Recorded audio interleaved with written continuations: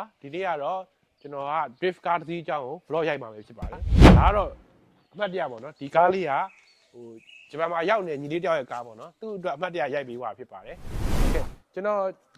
မိတ်ဆက်ပေးမဲ့ကားလေးကတော့Toyota V ဖြစ်ပါတယ်ဒီကားရဲ့ပိုင်ရှင်ကတော့ Vini ဖြစ်ပါတယ် Vini နဲ့ကျွန်တော်တို့ကတိလာတာပေါ့နော်10နှစ်လောက်ရှိပါပြီအနည်းဆုံး10စုနှစ်တစ်ခုရှိပါပြီဇာ Vini မင်္ဂလာပါဟုတ်မင်္ဂလာပါကိုမို့ဒါ Vini ပြဖြစ်ပါတယ်ကျွန်တော်တို့ဟိုခင်မီရေးလေးလာကြာပြီပေါ့နော်အခုသူ့ရဲ့ကားလေး Toyota V ကိုကျွန်တော်တို့အဲ့လိုမျိုး drift vlog လေးရိုက်ဖို့အတွက်ကျွန်တော်တို့ကိုကူညီပေးတာပဲဖြစ်ပါတယ်Vini မင်္ဂလာပါကျေးဇူးပြုပြီးတော့ကားလေးကိုမိုးတို့ရိုက်ပြပြီးဖို့မောင်းပေးပါဦးဇာ Vini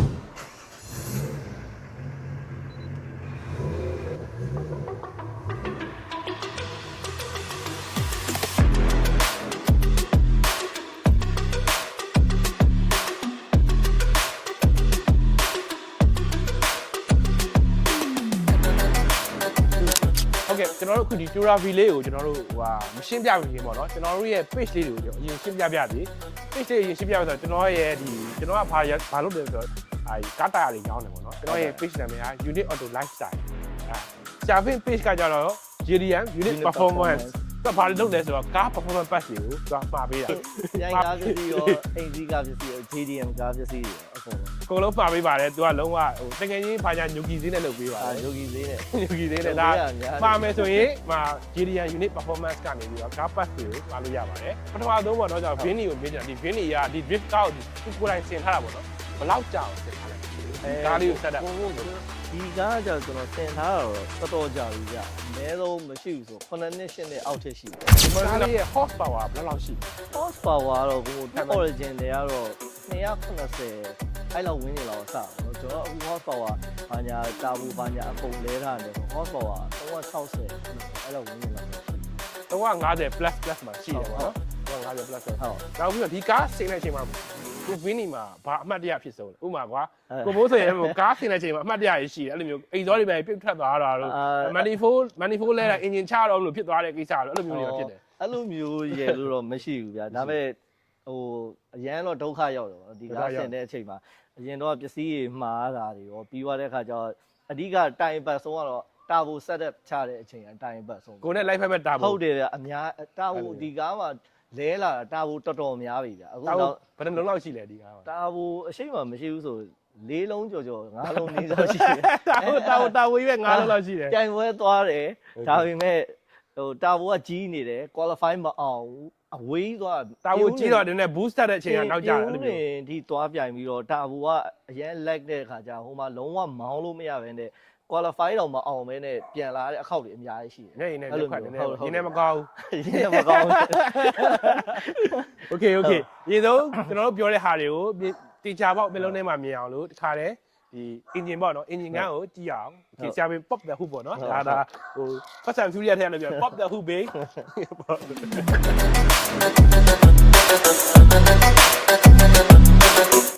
ဒီကားတွေကတော့ပြိုင်ကားတွေပေါ့နော်ပြိုင်ကားဆိုတဲ့အတိုင်းကျွန်တော်တို့ကထောက်မသုံးလက်နဲ့ပဲမှားလက်နဲ့ပဲမှား Oh my god wow ဒါအဓိကကျွန်တော်တို့ကဟိုအဓိကပြိုင်ပွဲမှာကျွန်တော်တို့ဒီ bonnet ချိတ်တွေအကုန်လုံးတွေထောက်တွေအကုန်လုံးဖြုတ်ခိုင်းတာလို့ဗျပြိုင်ပွဲကြောက်လို့ရှိရင်ဘာဖြစ်လို့လဲဒါ safety အပိုင်းမှာပေါ့နော်ဒီ bonnet ချိတ်တွေချိတ်ထားလို့ရှိရင်တခုခုတိုင်းမိတာဟိုမီးလောင်မှုဖြစ်တဲ့အခါကြလို့ရှိရင်အပြင်ကလူကတခါလဲတန်းလာအကူအညီပေးလို့ရအောင်ကျွန်တော်တို့ဒီ bonnet ထောက်တွေချိတ်တွေဖြုတ်ပြီးတော့ဒီအပေါ်ကပင်လေးတွေနဲ့ပဲထိန်းခိုင်းလာတာဗျဒါကတော့ပြိုင်ပွဲစည်းကမ်းအရကျွန်တော်တို့ဖြုတ်လာတာဗျခုဘာညာမီးလောင်သွားမယ်ဘာညာတယ် spray ဘူး driver ချက်ချင်းထွက်လို့မရလို့ရှိရင်မီးလောင်မှုရှိလို့ရှိရင် engine ကမီးလောင်ချက်ချင်းမီးငိမ့်ပေးလို့ရအောင်ဒီ engine ကိုလုံးဝဒီပင်လေးတွေနဲ့ပဲသူတို့တက်ပေးတာဗျမဟုတ်ရင်ကျွန်တော်တို့အဲ့ဒါပြိုင်ပွဲမှာပြိုင်ခွင့်မရှိဘူးinspection စစ်တဲ့အခါကျလို့ရှိရင်ဒီဟာတွေချိတ်တွေတက်ထားရင်သူချက်ချင်းဖြုတ်ခိုင်းတယ်ကျွန်တော်တို့ဒီလိုပင်နဲ့ပဲတက်လို့ရတယ်ပေါ့နော်ဘောနဲ့ဟုတ်ပင်လေးပေါ့နော်ဒီကောင်လေးတွေနဲ့ပဲအပြင်ကနေချိတ်နဲ့ထည့်ထားတာပေါ့နော်ဟိုဒါအချိန်ဘယ်လောက်နဲ့မပေါင်းလဲဒီပင်တွေကမကျွတ်ဘူးဟိုကျွန်တော်တို့ခါတိုင်းကဒီအလဲမှာထောက်ဟိုဘောနဲ့ချိတ်ပါဒါအကုန်လုံးကိုချွတ်ပေးထားရတယ်ဗျဒါအခုဒီ safety bonnet နဲ့ထောက်တွေအကြောင်းနဲ့ပတ်သက်ပြီးတော့ပေါ့နော်ကျွန်တော်ရဲ့ experience တစ်ခုနဲ့ share လုပ်တာပေါ့နော်ကိုမိုး32လေးတစ်စီးဆင်မှုတယ်ဟုတ်ကဲ့အဲ့32ဆင်တော့ကိုမိုးကဒီလိုချိန်မပါဘူးဟုတ် ပထမဆုံးဘာလဲဆိုတော့ကာဗွန်ဘောနက်ကိုအဲ့မလေးအဲ့ထိုင်လန်ကနေဝယ်လိုက်ကော ဟုတ်ကဲ့ ဝယ်လိုက်တော့သူ့ရဲ့ဒီပင်ကဒါနဲ့အရန်ကြီးခုကအရန်ကိုလော့မကြောက် ဩ ဒါပေမဲ့လော့မကြောက်ပြီမဲ့လည်းဒီမှာကိုရီးယားမောင်းတာပဲလေ ဟုတ် မောင်းတော့ဘာဖြစ်လဲဆိုတော့တောင်ရန်ကြီးမောင်းနေတဲ့ချိန်မှာပြည်လမ်းမှာဘောနက်ကြီးဒီလိုကြီးတောက်ပြန်ကြီးလန်သွားဘူးလေအဲ့ဒါကီလိုခေါ်လောက်မှာနော်120လောက်မှာဖြစ်တာအဲ့တော့အရန်ကိုဟိုပါပေါ့နော်ကြောက်ဖို့ကောင်းတယ်ဒီဒါက safety pin နဲ့ပတ်သက်ပြီး ဟုတ်တယ် safety pin နဲ့ပတ်သက်ပြီးတော့ ကိုယ့်ရဲ့အတွေ့အကြုံတွေတစ်ခုပေါ့ မျိုးစားကိုထည့်ပါ ဟုတ်တယ် အဲ့လိုမျိုးတချို့ဥစ္စာတွေကမကောင်းတဲ့အခါမျိုးတွေပါဆိုလို့ရှိရင်ဟိုဘောနဲ့အဲ့လိုကျွတ်တာလန့်တာ ကိုယ့်ရဲ့ safety ပဲပေါ့နော်မှားလို့ရပါတ ဒါ ယ် အရေးကြီး မှား ပါ လို့ရပါတယ် ဒါဘာမှလာပုံစံလေးကဘာမှလာမဟုတ်တာအရေးကြီးပါတယ်ဒါလေး ဒါလေးအရေးကြီးပါတယ် အရေးကြီးပါတယ် မှားလို့ရပါတယ်မှားလို့ရပါတယ်ဒီချုပ်တန်းတွေပါရင်လည်းအရေးကြီးပါတယ် အရေးကြီးပါတယ်ဒါကားရဲ့ stability ပေါ့နော်ကားကိုငြိမ်အောင်ထိန်းတဲ့တဲမှာဒါတွေက handling pass တွေထဲမှာဒီကောင်းတွေပါတယ်ဗျ ပါတယ်ပါတယ် အဲ့လိုမျိုး ရှေ့ရဲချစ်ချုပ်တန်းနောက်ချုပ်တန်း သိတာပါတယ် မှားလို့ရပါတယ် ဟုတ် ဂျပိတ်ရှိပါပဲဒါလေးကအင်ဂျင်လည်းတန့်တယ် ဟုတ် တာဝန်လေးလည်းမိုက်တယ်ဒါလုံးဝ ready to drift လေးပေါ့နော်ဒါနဲ့ဒီကားတစ်စီးမှာနောက်ထပ်အရေးကြီးတဲ့ drift နဲ့ပတ်သက်ပြီးအရေးကြီးတဲ့အစိတ်ပိုင်းတွေကဘာတွေလဲဆိုတာကျွန်တော်မေးပါတော့မယ် ဟုတ် โอเคပါဆိုတော့ဒီတာဝန်တွေအများကြီး3နှစ်လောက်လဲထားတာသူ့တာဝန်အကောင်းဆုံးပေါ့နော် ဟုတ် အဲ့တော့ကျွန်တော်ကဘာတာဝန်မျိုးစားလဲပဲတစ်ခါတည်းမေးလိုက်မယ်ညီလေးဒီ1 chaser GT အတွက်ညီလေးဘာတာဝန် recommend ပေးလဲ တာဘူတွေကတော့1 chaser GT အတွက်ကတော့သူဘိုးလွန်တာဘူတွေကတော့အများကြီးလာတယ်ဗျတော်မိုင်းကလည်းလာတယ် HKS ကလည်းလာဒါပေမဲ့များသောအားဖြင့်ဗမာပြည်မှာအကြိုက်ဆုံးတာဘူပြောပြရပါဆိုရင်တော်တော်များများမေးတာဆိုတော့ HKS ပေါ့နော် HKS ကိုမေးတာများတယ်ဒါပေမဲ့အဲ့လိုမျိုးပေါ့နော်ဟိုကျွန်တော်ကားမှာကျတော့ကျွန်တော်ကECU လဲလဲထားတယ်ဒါပေမဲ့ဟိုဘယ်လိုပြောမလဲတာဘူကကျတော့ကျွန်တော်လဲနဲ့နောက်ဆုံး GD Pro နဲ့မှာ GD Pro နဲ့အဆင်ပြေသွားတယ် 35ပေါ့ဘိုးလွန်တာဘူပေါ့ တမီးရီသားတွေလိုပဲရီသားဆိုလည်းအများနဲ့ပြောင်းထားပြီးတော့လေနောက်ဆုံးကိုနဲ့အဆင်ပြေစော်နဲ့မှာအကြာကြီးတွဲလို့ရ ဟုတ်တယ် ဒီစော်လေးနဲ့အကြာကြီးတွဲလို့ရပါတယ်အဲ့လိုမျိုး GD Pro မှတ်ထားလိုက်ဒါ drift ကားအကြောင်းမေးပါတော့ဗောနော် drift ကားနဲ့ပတ်သက်ပြီးတော့ဒါဟိုဘယ်ဟာတွေကဒီဘယ် performance pass တွေကမရှိမဖြစ်လိုရလဲဗောနော်ဥပမာကွာ suspension ဘိုင်းဆိုရင်ဘယ်ဟာလိုလဲ drift အတွက် drift အတွက်ပြောရမယ်ဆိုရင် drift ကတော့အရေးကြီးဆုံးကတော့ရှင်းပြောရရင်အကုန်ဘတ်စုံလို့engine gear ဘောက်ကောင်းမှလည်းအဆင်ပြေတယ်ပြီးတော့ suspension အကုန်ပြည့်နေမှလည်းအဆင်ပြေတယ် drift အတွက်ကကြတော့လေဘာလို့လဲဆိုတော့ drift ကကြတော့တစည်းလုံးဖြိုတာချက်စီပါပြိုတာအခက်မသိရင်တိုင်းမိတာပဲအခက်မသိရင်တိုင်းမိတာပဲ ရှိသေးတယ်ဟုတ်တယ် အဲ့ ဟု လို တ် မျိုး ကိုဒီ Tora V ထဲမှာတော့ဒီ kit ကိုနည်းနည်းတော်တော်မမြင်ဘူးဒါပါလေဟို original level အမဟုတ်ဘူးဗျဒီအားကျတော့ DMAX ပါ DMAX ရဲ့ kit ကကျတော့ quality ကတော့ပြောစရာမလိုဘူးပေါ့နော် quality တော်တော်ကောင်းတယ်ပေါ့ DMAX ကတော့ဒီအားဒါ full အနောက်ဘန်ပါလွယ်ပြီးတော့နောက်ဘန်ပါကတော့ကျွန်တော်ဒီဇိုင်းပုံစံနဲ့ကျွန်တော်မတက်ပဲထားတာဒီ full kit တစ် kit လုံးက DMAX တော့ ဟုတ် DMAX full kit ထည့်ထားတာဗျ FRB ဒါတော့တော်တော်မိုက်တယ်ကာဗွန်လဲတော့ဆိုရင်ကာဗွန်ဆိုလဲသွားပြီးမကစားတော့ဘူးလေ ဒီ Fender ကကျတော့ DMAX ကလာမှာမဟုတ်ဒီကောင်ကျတော့ဟို Japan custom Fender ကျွန်တော်ပုံစံကြိုက်လို့ဝယ်ထားတာပေါ့အဲ့လိုမျိုး DMAX ရဲ့ပုံစံဒီ Fender နဲ့ဒီကောင်နဲ့တော့မတူဘူးအဲ့လိုမျိုးဒီကောင်တော့တက်ပေါ်နဲ့ထပ်ပိုးထား တော်တော်မိုက်တယ်မသိလို့ရှိရင်ဟိုက R34 ကဇက်ကျွန်းလိုပုံစံမျိုးလေးပေါ့ဒါပေမဲ့လည်းမိုက်တယ်မသိလို့ရှိရင်35ကပုံစံမျိုးလေးဒီဘက်လေးကလေ ဟုတ်တယ် နော်အဲ့ဒါ ဟို Evan တွေကပုံစံလေးကဒီဇိုင်းပါသွားဘူးကျွန်တော်ငကိုကစ်ကလည်းတက်ရတာရိုးလာပြီဆိုတော့အဲ့လိုမျိုးပြောင်းလိုက်တာ ကစ်တွေပြောင်းတယ်မိုက်တယ်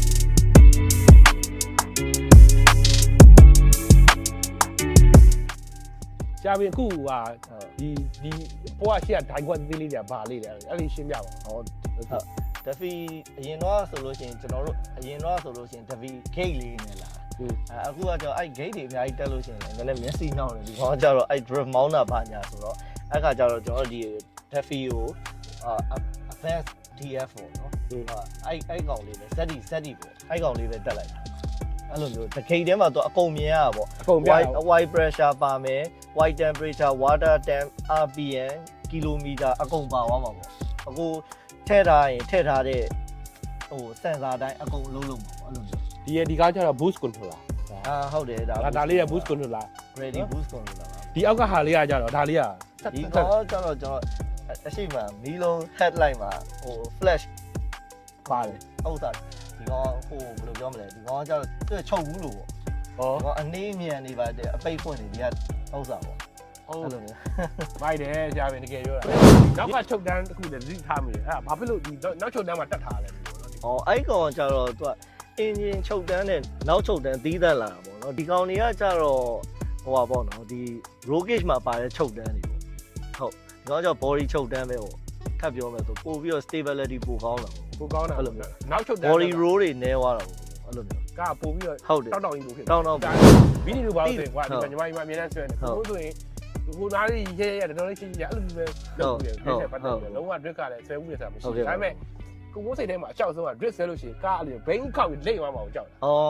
မဖြစ်ပါဘူးကိုမိုးဒါအဲ့ဒါကျတော့ကျွန်တော်စိတ်တင်ဟိုဖြစ်ခဲမယ်လို့ကျွန်တော်ထင်တယ်ဗျာဥပမာကိုမိုးဟိုတခုခုကြောင့်ပေါ့နော် suspension တခုပြတ်သွားလို့အဲ့လိုမျိုးဘိန်းကျွတ်သွားတဲ့အခါအခက်မသိတာမျိုးတွေပါဆိုဖြစ်တတ်တယ်အဲ့လိုမျိုးအချိန်နဲ့မှာ platform ကိုကန်လန့်ပြရိုက်မိတာမျိုးတွေပါဆိုရင်ထောက်ပေးတဲ့ပုံစံအတိုင်းအဲ့လိုမျိုးဖြစ်နိုင်ပါအဲ့လိုမျိုးအဲ့လိုကိုကအဲ့လိုမျိုးဟိုအောင်ကြောက်တယ် fear ရှိရပါတော့နည်းနည်းအဲ့လိုမျိုးဆောင်းပါပေါ့ဆရာပင်ကြတော့ drift bound နေတဲ့အချိန်မှာအဲ့လိုမျိုးဘယ်ဟာကိုကြောက်လဲကျွန်တော် drift bound တဲ့အချိန်မှာအမှန်တမ်းပြောရင်ကျွန်တော် drift မောင်းတဲ့အချိန်မှာတော့ကြောက်စိတ်ကိုတခါလည်းဖျောက်လာတယ်ဗျ။ဟုတ်ကျွန်တော်အဓိကကျွန်တော်အဓိကလမ်းပေါ်မှာ street မောင်းနေကြဥစ္စာကြတော့ဟိုအဲ့ဆဆမောင်းခြင်းမမောင်းတာကြတာသို့မဟုတ်ဆဆမောင်းခြင်းအချိန်ဆိုတော့ရင်ထဲမှာတော်တော်တလက်လက်ဖြစ်တယ်ဗျအဲ့လိုမျိုးမောင်းတဲ့ခါကျတကူဟိုအမားကြောင့်တကူတိုက်မိွားမှာပါညာအဲ့လိုမျိုးဖြစ်တယ်ဒါပေမဲ့နောက်ပိုင်းအဲ့လိုမျိုးဟိုအမြဲတမ်းအောက်လျှောက်မောင်းနေရင်တော့မကြောက်တော့ကြောက်စိတ်မရှိတော့ကားနဲ့ကိုယ်နဲ့အသားကျသွားရင်အဲ့လိုမျိုးကတော့မဖြစ်တော့ဗျာကားကိုလည်းကိုကယုံကြည်မှုရှိလာအဲ့လိုမျိုးအဲ့လိုမျိုး fear မောင်းမှများလို့ရှိရင်အဲ့လိုမျိုး fear ပြောက်သွားတယ်ကိုဘိုးကြတော့အဲ့လိုမဟုတ်ဘူးဒါပေမဲ့မမောင်းတာကြရင်တော့အဲ့လိုမျိုးအချိန်ထဲမှာအဲ့လိုမျိုး drift ကိုစပြီး initiate စလုပ်တဲ့အခါမျိုးတွေပါဆိုနည်းနည်းဟိုရင်ထဲမှာခုံတော့အဲ့လိုမျိုးမမောင်းတာကြရင်တော့အဲ့လိုကိုဘိုးကြကားအဲ့လိုမျိုးလှည့်သွားပြီးတော့ကားလေးတစ်စောင်းဆက်နေလို့ထုံးလို့ခောက်ပြီးတော့အဲ့လိုကားကြီးလှည့်သွားလို့ကြောက်မဖြစ်ပါဘူးဟုတ်ခလုတ်တိုက်လဲတာပေါ့နော်အဲ့လိုမျိုးဖြစ်အောင်ကြောက်တာအဓိကကိုမိုးကကိုကားနဲ့ကိုနဲ့အသားကျနေပြီးအမြဲတမ်း used to ဖြစ်နေလို့ရှိရင်တော့အဲ့တော့ကျွန်တော်တို့တခါမှတော့မတွေးဘူးပေါ့နော်အဲ့လိုမျိုး accident ဥစ္စာတွေတော့ကျွန်တော်မြင်ဘူးတယ်ဗျာဒါပေမဲ့တခါမှတော့အဲ့လိုမျိုးမတွေးဘူးဗျာအဲ့လိုမျို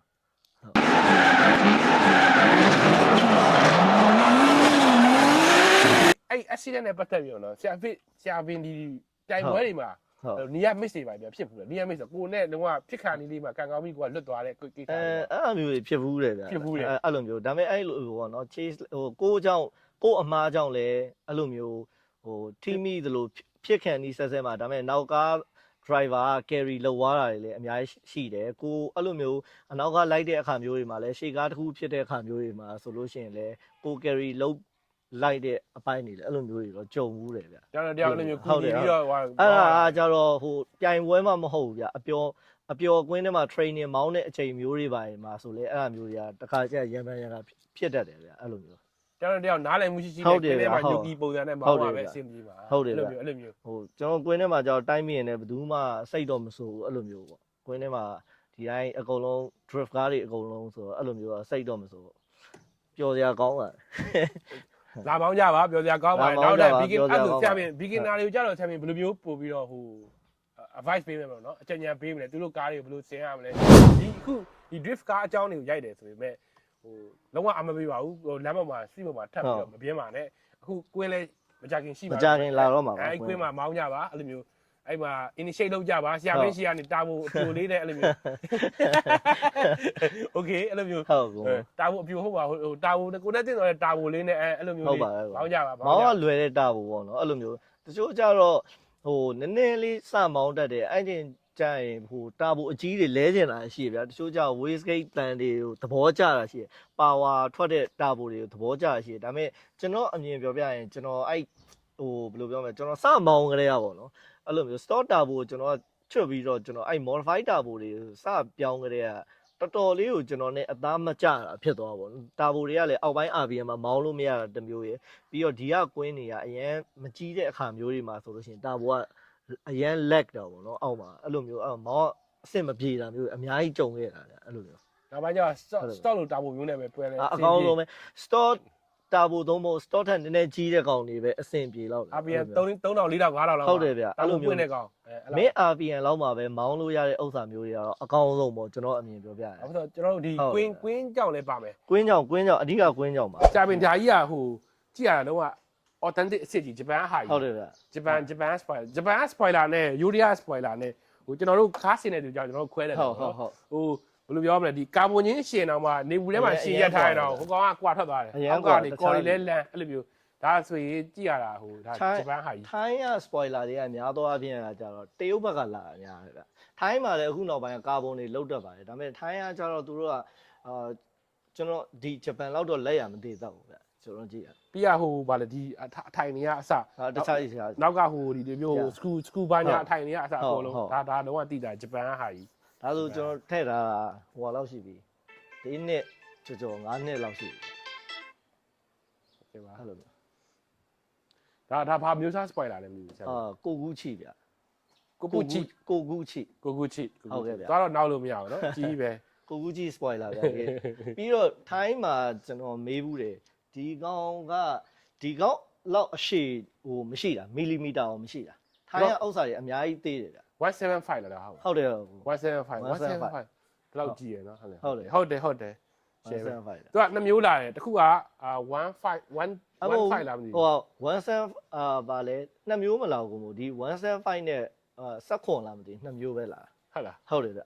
နှစ်မျိုးမလာဘူးတစ်မျိုးပဲလာဆရာရုံနောက်နေလေတစ်ခုအရှယ်လေးပဲဘာလို့တော့ ဒီကောင်ကျွန်တော်အပြင်ပြောပြရင် JZ8 နဲ့တော်တော်လိုက်တဲ့ spoiler တွေပါ မိုက်တယ်ကားလေးကတော့မိုက်ပါတယ်ဒီအောက်ပိုင်းနေတယ်တော်တော်ဟိုဖြစ်ပါတယ်ဒါတွေရတယ်ဟို drift နဲ့ပတ်သက်ပြီးတော့ ဟုတ်အရေးကြီးတယ်ဗျာ drift နဲ့ပတ်သက်တဲ့ဥစ္စာ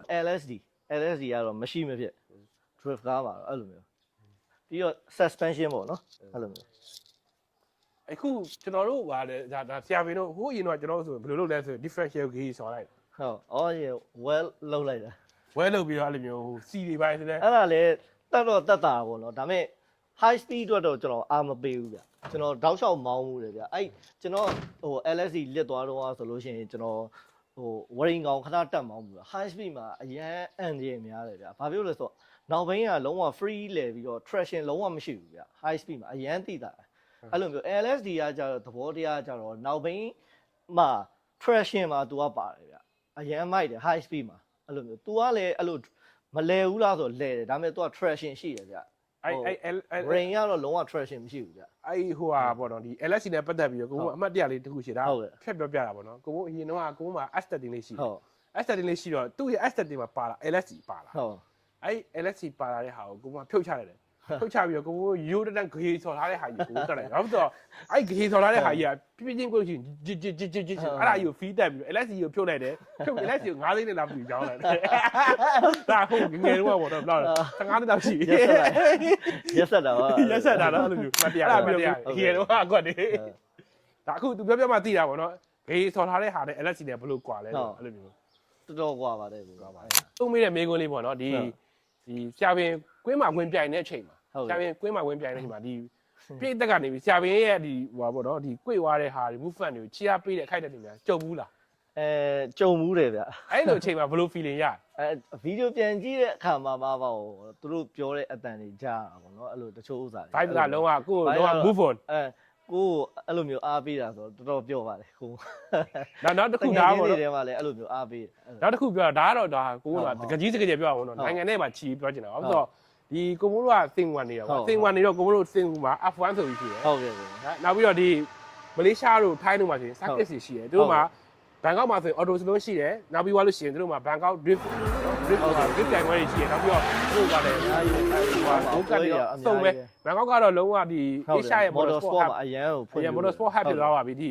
ီမလေးရှားမှာဆိုလည်းသူတို့ကဒီ C-band circuit ဆိုတဲ့ပုံစံမျိုးရှိတယ်အဲ့မလေးကကောင်နေ Evo ကြိုက်တယ်စင်ကွက်ကောင်နေ Evo ကြိုက်တယ်အဲ့လိုမျိုးအဲ့ရလဲ one of the reason ပေါ့နော်ကိုဒီ Evo လေးကိုဝယ်တာဟုတ်တော့ Evo patch ရဆောင်းပေါ်တာဟုတ်တယ်တခုဖြစ်လို့ရှိရင်အဲ့ရနေလမ်းပါပြီးတော့ဒီလိုဟုတ်တယ်ပြီးတော့အဲ့တော့ဒီခုဒီ video vlog လေးကဘာလို့ encourage လုပ်လဲဆိုရင်ဒါဟို highlight လုပ်သွားလဲဆိုရင်ကျွန်တော်တို့ဒ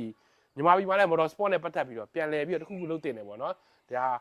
ါဟာဘာလို့ဆိုတော့ကျွန်တော်တို့နိုင်ငံအတွက်ဒါလည်းဟိုအားကစားလည်းဖြစ်တယ်လူငယ်တွေအတွက်အိမ်မက်လည်းပြန်ပြီးတော့ရှင်းသန်စေမယ်နောက်ပြီးတော့နိုင်ငံကဒီ motor sport နဲ့ပတ်သက်ပြီးတော့လူတွေကတော့စီးပွားရေးတွေပြန်လဲပြီးတော့ဟိုအဆင်ပြေနေတယ်ဥပမာ workshop တွေဆိုအဆင်ပြေမယ်ဗျာနောက်ပြီးသွားရှင်တကယ်တမ်း motor sport နဲ့ဖွံ့ဖြိုးတင်နေပါပြီဖွံ့ဖြိုးတင်နေပြီဖွံ့ဖြိုးတင်နေလဲဆိုကားတွေအိမ်စီးကားတွေတော့ဒီလောက်ရှိတာဗျာတကယ်တမ်းဟိုအင်ဂျင်ဝိုင်းဥစ္စာရှိမယ်ဟုတ်တယ်ပြီးသွားတဲ့ခါကျတာယာအများကြီးတကယ်သူတို့တာယာအင်ဂျင်ဝိုင်းတော့အများကြီးပေးလို့အများကြီးအဲ့လိုမျိုးစီးပွားရေးလူတွေတော်တော်များပြန်လဲအဓိကဒီမှာအခုမှကွဲရပေါ်တာအဲ့လိုမျိုး အဲ့တော့ဘာပဲပြောဒီဆရာဗင်းကြီးကျွန်တော်တို့ vlog လေးကိုရိုက်ပြီးတဲ့အတွက်ကျေးဇူးတင်ပါတယ်နောက်ထပ် vlog များမှာလည်းပြန်တွေ့ကြမယ်နောက်တစ်ခုရှိတာကကျွန်တော်တို့နှစ်ယောက်ရဲ့ page လေးကို like and follow လုပ်ဖို့လည်းမမေ့ပါနဲ့ကျေးဇူးပါအညီလေးခဏလေးနော်ခဏလေးပွဲရမပြီးသေးပါဘူးခုနပြောရတယ်ဟိုစတစ်ကာလေးကပ်ပြီးကိုကြံခဲ့ပညာလားပေါ့နော်ကျွန်တော်ရဲ့ page လေးကိုကားကိုတွေ့လို့ရှိရင်နောက်ခါကျရင်နားမှာ scan ဖတ်လိုက်ပါ scan ဖတ်လို့ရှိရင်ကျွန်တော်ရဲ့ page ကို link တန်းရောက်ပါတယ်ဒီကပ်လာပြီနော်ကွာ sticker ကတ်ထားတော့ကတ်တဲ့နေရာမှာတော့မရှိပါဘူးဒါပေမဲ့နည်းနည်းလေးလှပပတော့ကတ်နိုင်မှာဖြစ်တယ်မတင်ပါနဲ့ဒီကတ်တဲ့အတွက်ကျေးဇူးတင်ပါတယ်